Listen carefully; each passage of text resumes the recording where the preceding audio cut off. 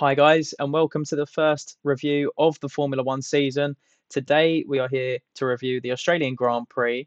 And before we actually get started on what happened in the race, unfortunately, for one of the rookies, they didn't quite make the starting grid.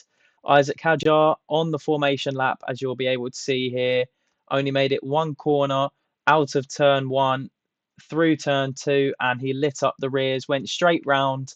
And as you're going to see, there was quite a few drivers that got caught out by this. Really tricky conditions, and you could see straight away he was devastated. And it was a lovely touch from Anthony Hamilton, Lewis Hamilton's father, who kindly went over to him just to console him. You could see he was really heartbroken here. Isaac Hadjar didn't even get to do his first ever Formula One race, but I'm sure he will bounce back after that, heading into China. He did have a good qualifying in P11, not as good as his teammate Yuki Tsunoda in fifth. However, I think he has a lot more to come than what he's currently shown so far. And as I say, there's been quite a few drivers in this race who have been caught out, not just with Isaac Hadjar. So this did delay the start of the race initially, but heading straight through now to our next casualty. So the race starts, and immediately here we go.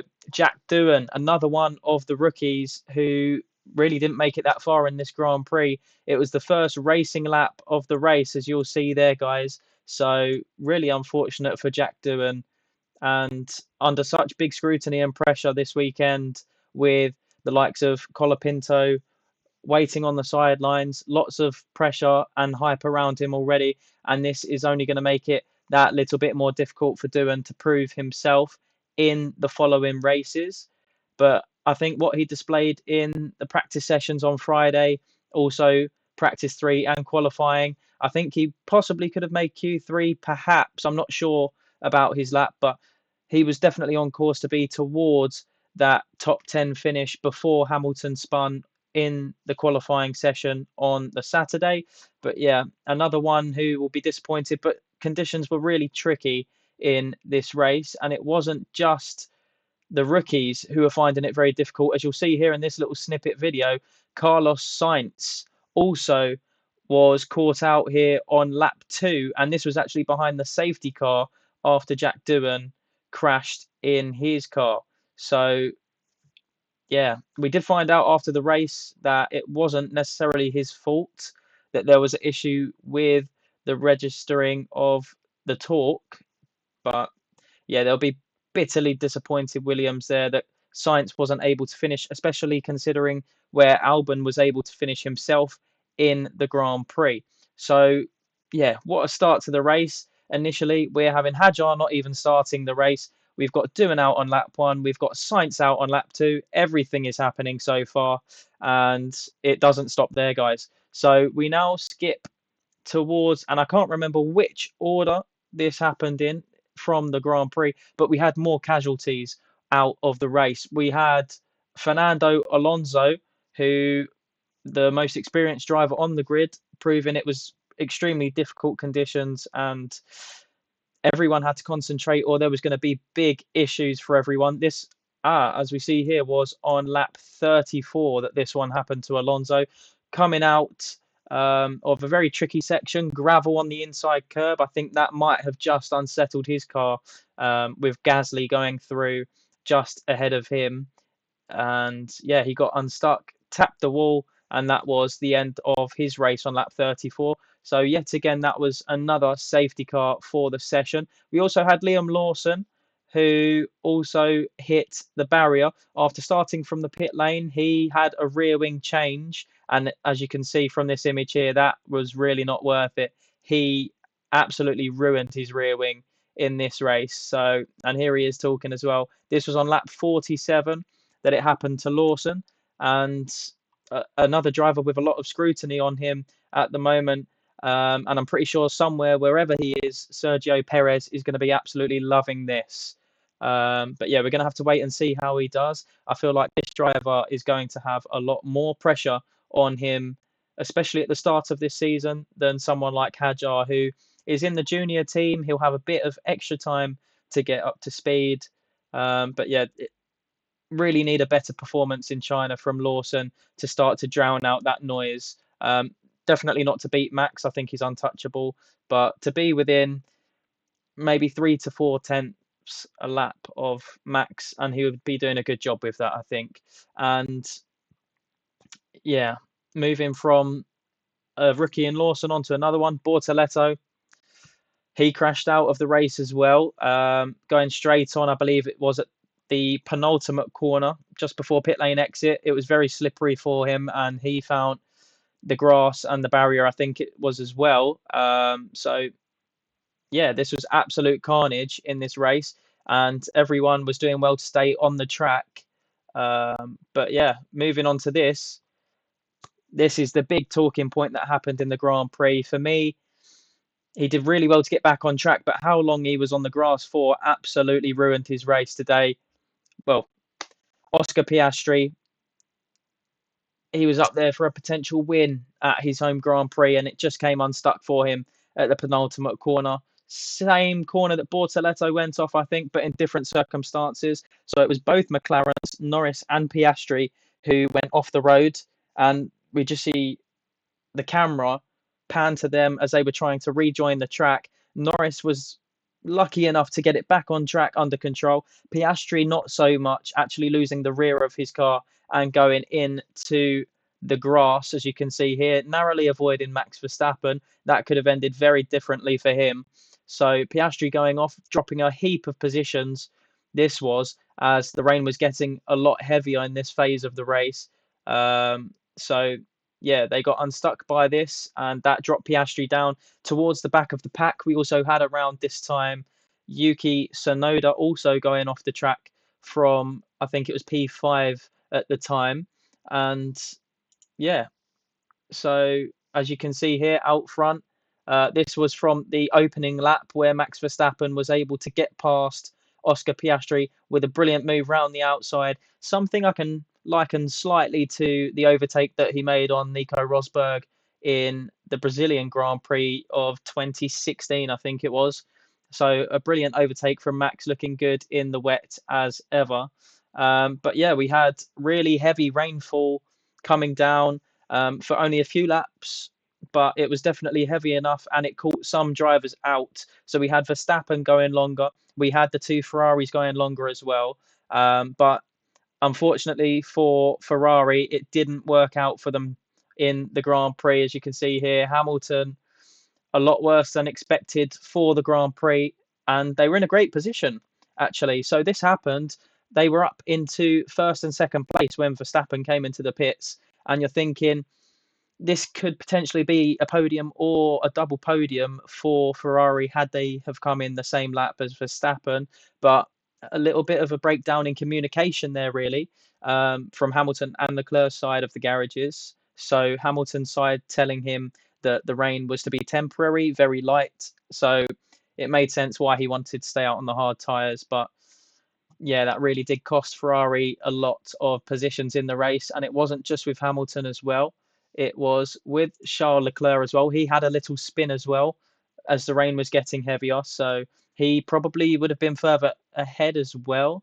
Potential podium for him as well. And you could just see after the Grand Prix how disappointed the two drivers were. But I think there's definitely more to come from Ferrari. They didn't get it right this weekend, but hopefully for them, they'll be able to bounce back in China.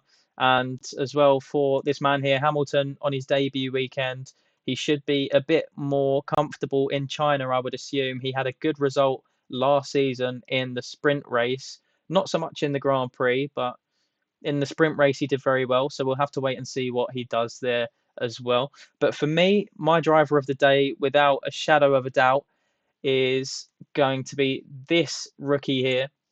The only man out of the rookies who looked like he had been here for more than one race, absolutely bossed it. Starting from 16th on the grid, Antonelli made it all the way up to P4 before he got a penalty that was then overturned at the end of the race, finishing just behind his teammate, George Russell, in third. So Antonelli, a fantastic performance, and he was pulling off overtakes on veteran drivers. You see him go past Hulkenberg, you see him go past Alonso, um, and a few other drivers like that as well. Albon as well. So really good display from Antonelli as well. He did have a bit of a moment when he passed Hulkenberg for the first time in the race. Um, but yeah, luckily enough for him, there was a lot of runoff at turn 4, and he was able to rejoin and get all the way back up to P4. So promising start for Mercedes this season as well, with a P3 and P4 finish with a rookie in their team as well. Um, but yeah, that for me is the biggest story of the weekend. Antonelli, driver of the day for me, doing a fantastic job. And yeah, just looking at this image again. So Sonoda at this point was in P5 with Leclerc in P6. So they were doing really well. But in the end, it ended up being Alex Albon who came to a P5 finish, which was fantastic. And this man in particular, McLaren showed a lot of pace in this Grand Prix. So I think it was, I'm not sure quite what lap it was, but I remember seeing Norris out clear with Piastri just behind him with oh no, sorry. So it was Norris in the lead with Verstappen second and Piastri third. And then coming towards the final sector of the lap, Verstappen just seems to lock up his outer front tyre to go straight on, and Piastri takes second place in the race. But after that, very, very quickly, you see McLaren pull out what is like a 15-second gap to Verstappen, seemingly out of nowhere. I'm not quite sure what was going on with the graphics mid race. It would seem like the gap would be so small 1 second, and then the next second be massive.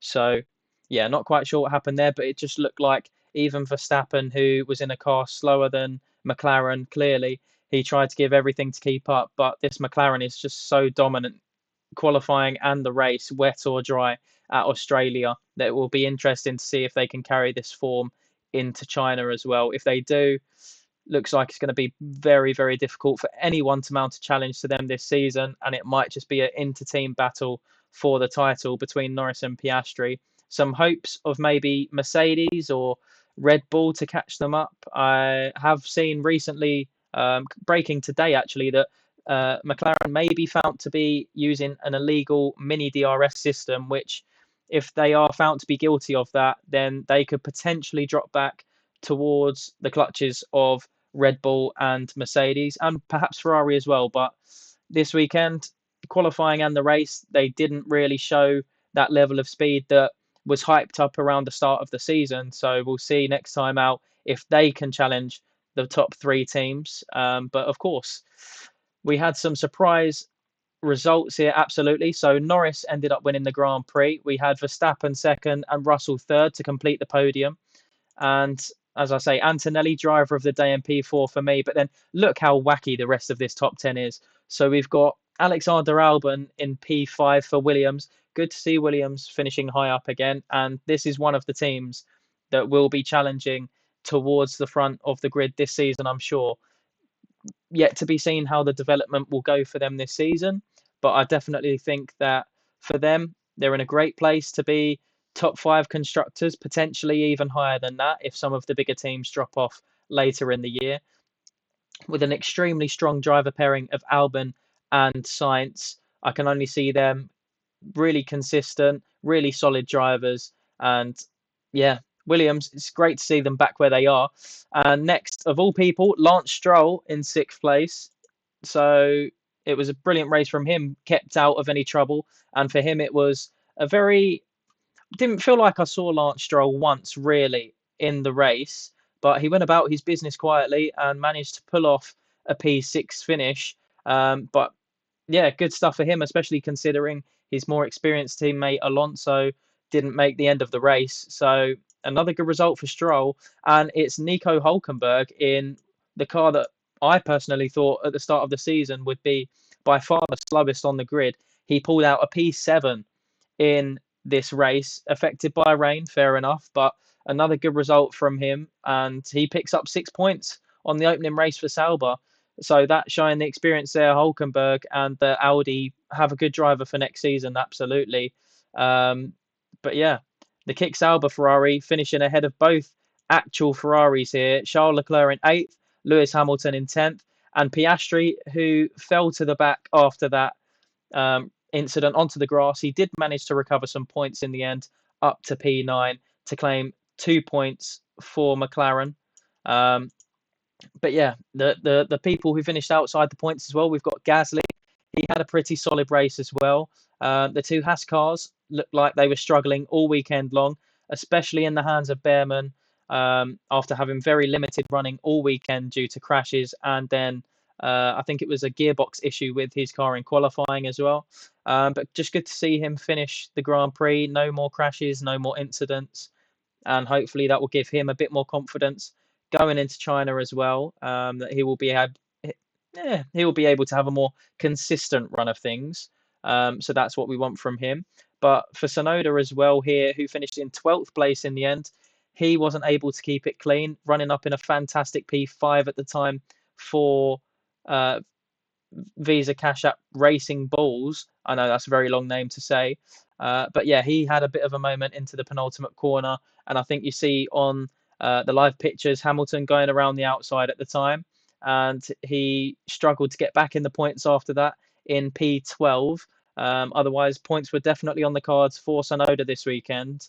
And I do think they're quicker than what they have displayed here as well. So we do have some fluke results, and we do also have some rather underwhelming performances. So I don't think this will be completely accurate. It was a very wacky start to the season. We had crashes everywhere. We had people spinning, making mistakes. There was only a few drivers in this race actually that I don't think put a single foot wrong, from the big teams especially. So we had Norris, who didn't make any mistake. Yeah, as I say, Verstappen made a lock up in the race that I saw. Russell, I don't remember Russell making any mistakes, to be honest. So that was good driving from him as well. Leclerc did have a spin at one point, as mentioned previously, but I'm not sure that made too much of a difference to him with the safety car that came out shortly after he was able to close back up to the back of the pack. And Hamilton as well, he said in his post-race press conference that he wasn't that confident in the car in the race, and it was like setting him back to the start of the weekend with his confidence. But overall, he did a good job in his first Ferrari race in terms of not binning it into the wall like so many other people have this weekend in their new teams. And to finish and get a point, it's definitely far from ideal where Ferrari would have wanted. But in the end, you look at this, about 2.6 seconds behind his Ferrari teammate at the end there. So definitely not the end of the world, and a good building block for the future. But in terms of as well, do we have constructors? We do. Here's the constructors as well. So we've got McLaren and Mercedes tied at the top currently, with Red Bull in behind, with Williams, Aston Martin, Kick Sauber, Ferrari, and three teams yet to score: Alpine, Racing Bulls, and Haas.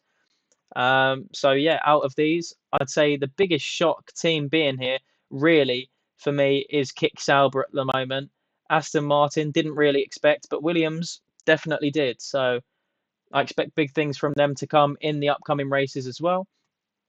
And just to finish off with our video today, we head over to Ferrari, who they had some very interesting radio messages in the Grand Prix between Hamilton and his engineer, and also between Leclerc and his engineer.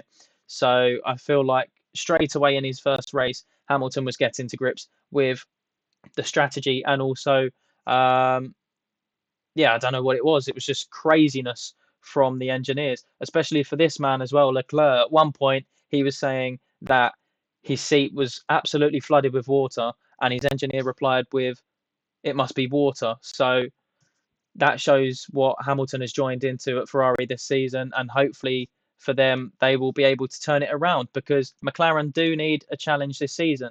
But hopefully we'll get that in China, guys, coming up this weekend. And we will be back for another race review on Monday after that Chinese Grand Prix, guys. But if you did enjoy this type of content, something new on the channel, please make sure to leave a comment down below so I know how everyone is finding this content. And we'll catch you soon for another one, guys. Take care all, Peace.